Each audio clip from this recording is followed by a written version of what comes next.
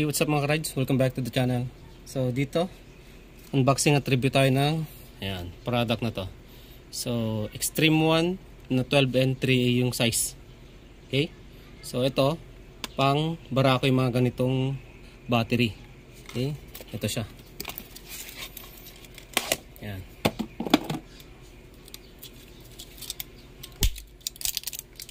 Okay, sealed yan.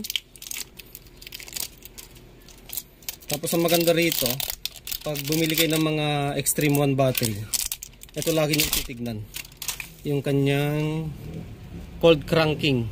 Yan. So ito mataas na tong 75 para sa mga 12 and 3 na size. Okay? So ang gagawin natin, ito papalit natin dito. Tara.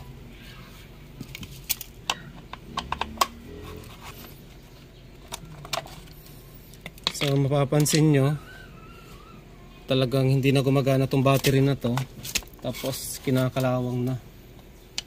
Kaya tignan natin kung paano yung magiging remedyo natin dito. Okay.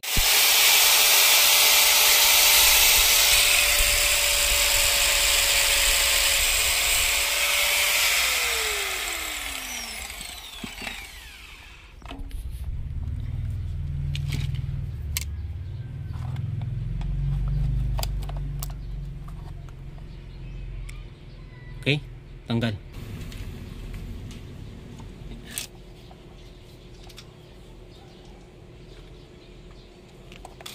Testing natin. Ayan o. So kahit luma na, gumagana pa rin yung neutral.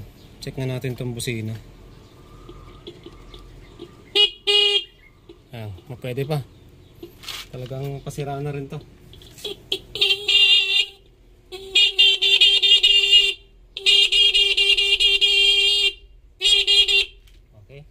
So, kayang-kaya nung Extreme 1 na battery natin. Kahit maliit yan, kayang-kaya niya. So, dito may ginawa tayong wirings. Yan, pinagana natin lahat.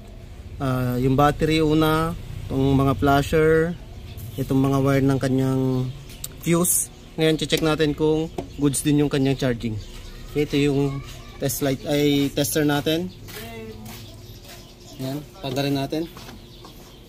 So ito yung initial reading ng battery. Ayan. So 12.39. Dapat tumaas yan pag umandar na itong motor.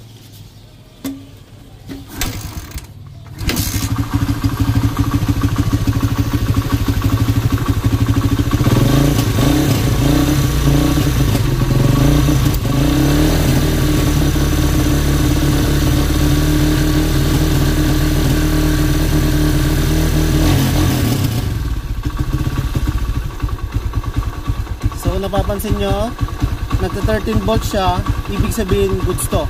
Kasi itong Barako 1 na to, hindi naman siya full wave, half wave lang, kaya normal lang yung 13 plus volts. Okay?